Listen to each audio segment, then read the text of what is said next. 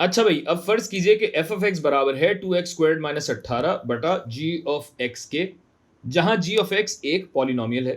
देख सकते हैं आप। इन चारों में से कौन सा ग्राफ इस फंक्शन की मुमकिना निशानदेही करता है? अब हमें ज्यादा कुछ नहीं बताया गया, सिर्फ न्यूमरेटर मालूम है। तो चलें इसी से कुछ निकालने की कोशिश करते हैं। तो सबसे पहले इसी की तसहील कर लें, इसको सिंप्लीफाई कर लें। तो अगर इसमें से मैं 2 कॉमन लूँ तो ये बचता है x² माइनस 9, यानी ये हो गया 2 ज़रब x प्लस 3 x माइनस 3। ये तो बहुत आसान था भाई, तो इसको हम यहाँ लिख देते हैं 2 ज़रब x जमा 3 ज़रब x minus 3 g of x पे तकसीम। तो अब एक बात तो तय हो गई कि x जब मुस्बित या मनफी 3 होता है तो फंक्शन की कदर क्या हो जाती है? सिफर हो जाती है। तो a और b में ऐसा हो तो रहा है, तो अब एक एक करके चारों ग्राफ्स को देखते हैं। a में आप देखें तो x is equal two plus 3 पर फंक्शन की कदर सिफर तो है, लेकिन x is equal to minus 3 पर तो एसिम्टोट बन रहा है, यहां तो इसकी कोई कदर नहीं है। लिहाजा a के बारे में हमें शुबह तो है, लेकिन ज़रूरी नहीं है कि ये जवाब हो या नहीं हो, अभी हमें आगे पता लगेगा। इसी तरह b में अगर आप देखें तो x is equal two plus 3 पे सिफर ज़रूर है, लेकिन माइनस 3 पर फंक्शन की कदर है कुछ और।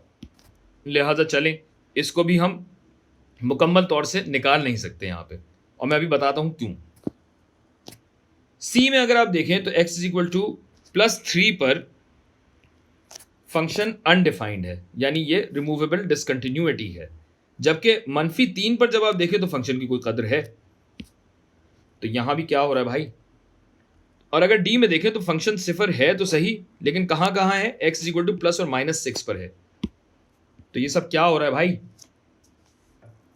देखिए, मैंने यहां पे सवालिया निशान इसलिए लगाया कि चक्कर यह है कि एक जगह पे तो वैल्यू आ रही हो या डबल हो रही है, जो कुछ भी हो रही है, चक्कर यह है कि हमें फ्रैक्शन के जेल में डिनोमिनेटर में फंक्शन दिया गया है। अब ये फंक्शन क्या होता है उस हिसाब से आपका जवाब भी आगे पीछे हो सकता है। यानी हम वसूख के साथ नहीं कह सकते कि फंक्शन वाकई हर दफा सिफर हो सकता है, क्योंकि जेल में एक और फंक्शन है। तो मसलन अगर मैं आपसे कहूं कि ये होता f ऑफ x बराबर है 2 ज़रब x plus 3 x minus 3 divide by g of x, जो कि है x जमा 1। तो यहां तो बिल्कुल ऐसा है कि जब मैं प्लस 3 या माइनस 3 डालता हूं तब तो बिल्कुल ये सिफर हो जाता है, तो फंक्शन सिफर ही आ रहा है। लेकिन फर्ज कीजिए यहां पे सिर्फ x प्लस 1 नहीं होता, g ऑफ x बराबर होता x जमा 3 और x जमा 1। तो अगर g ऑफ x बराबर होता x प्लस 1 ज़रब x प्लस 3 के, तो अब क्या सूरत हाल है? देखिए जब मैं x इज इक्वल टू 3 डालता हूं तब तो यहां फंक्शन सिफर हो जाता है, लेकिन जब मैं x इज इक्वल टू मनफी 3 डालता हूं तो मनफी 3 डालने पे यहां पे रिमूवेबल डिसकंटिन्यूटी है, यानी खाली पॉइंट होगा। और क्यों होगा? क्योंकि ये भी जीरो, ये भी जीरो, तो 0 बटा 0 हो गया। ये रिमूवेबल डिसकंटिन्यूटी की अलामत होती है, खाली पॉइंट होगा, लेकिन सिर्फ मनफी 3 पर।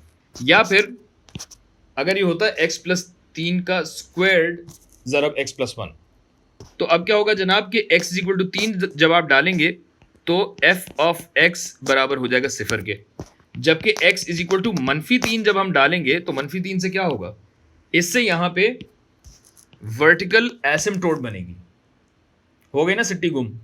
तो अब अगर हम चारों ऑप्शन देखें तो हमें a सबसे माकूल ऑप्शन लग रहा है, जहां x इज इक्वल टू 3 पर तो फंक्शन सिफर है, जबकि x इज इक्वल टू मनफी 3 पर एक वर्टिकल एसिम्टोट मौजूद है, जो कि इस आखिरी केस का, इस वाले केस का मुमकिना ग्राफ हो सकता है। हमें और मालूमात दी गई होती, अगर हमें बताया गया होता कि g ऑफ x क्या फंक्शन है, तब हम वसूख के साथ कह सकते थे कि कौन सा ऑप्शन इसमें से फंक्शन है, कौन सा नहीं है। अच्छा, अब आइए b पर। b पे क्या सूरत हाल है? x is equal two plus 3 तो सिफर है, मगर asymptote x is equal two plus 2 पर है, जबकि x इज इक्वल टू मनफी 3 पर यहां पर कुछ भी नहीं हो रहा, फंक्शन की वैल्यू हमारे पास आ रही है। लिहाजा ये तो जवाब नहीं हो सकता, क्योंकि प्लस 3 और माइनस 3 दोनों पर वैल्यू मौजूद है, जो कि मुमकिन नहीं है। सी में अगर आप देखें तो सी में x इज इक्वल टू +3 पर रिमूवेबल डिसकंटिन्यूटी है, अलबत्ता x इज इक्वल टू -3 पर, जो कि यहाँ लगता है -3 पर फंक्शन की वैल्यू आ रही है, लिहाजा ये भी हमारा जवाब नहीं हो सकता। जबकि डी में अगर आप देखें तो f of x is equal to 0 दो जगह पे मौजूद तो है बिल्कुल, लेकिन ये +3 और -3 पर नहीं है, +6 और -6 पर है, लिहाजा ये भी हमारा जवाब नहीं है और ए हमारा हतमी जवाब है।